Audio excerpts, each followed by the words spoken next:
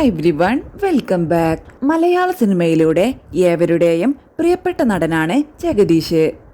കഴിഞ്ഞ ഒരു ഇന്റർവ്യൂവിൽ മരിച്ചുപോയ തന്റെ ഭാര്യയുടെ ഓർമ്മകൾ പങ്കുവച്ചിരുന്നു.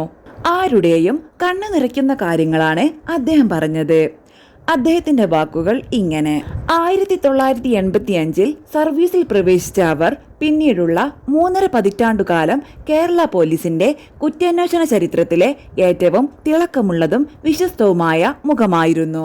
സിസ്റ്റർ അഭയ കേസിൽ പ്രതിയായ സിസ്റ്റർ സ്റ്റെഫി കന്യകയാണെന്ന് വരുത്തി തീർക്കാൻ കന്യാചർമ്മം കൃത്രിമമായി തുന്നിച്ചേർത്തതാണെന്ന കണ്ടെത്തൽ രമയുടെ നേതൃത്വത്തിലുള്ള സംഘമായിരുന്നു. കോടതിയിൽ വിചാരണ ആരംഭിച്ചപ്പോൾ കടുത്ത അനാരോഗ്യത്തെ തുടർന്ന് കിടപ്പിലായിരുന്നപ്പോൾ പോലും അവർ തന്റെ കടമയിൽ നിന്നും പിന്നോട്ടു പോയില്ല.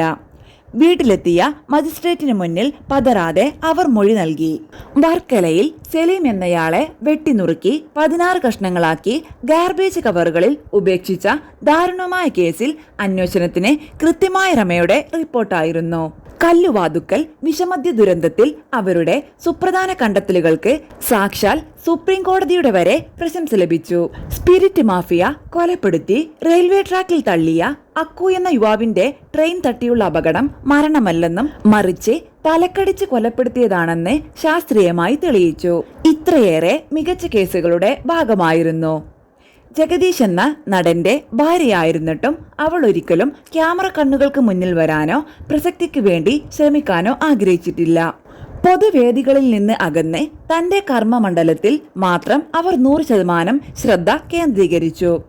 എനിക്ക് പത്രങ്ങളിലും ചാനലുകളിലും മുഖം വരാൻ എത്രത്തോളം ഇഷ്ടമാണോ അത്രത്തോളം ഇഷ്ടക്കുറവാണ് രമയ്ക്ക് ഇക്കാര്യത്തിൽ. പ്രശസ്തിയുടെ വെള്ളി വെളിച്ചങ്ങളിൽ നിൽക്കാതെ നിശബ്ദമായി നീതിക്കു വേണ്ടി പോരാടിയ ആ ധീര വനിതയെ കേരളത്തിന്റെ കുറ്റവാസന ചരിത്രം എക്കാലവും ആദരവോടെ സ്മരിക്കും.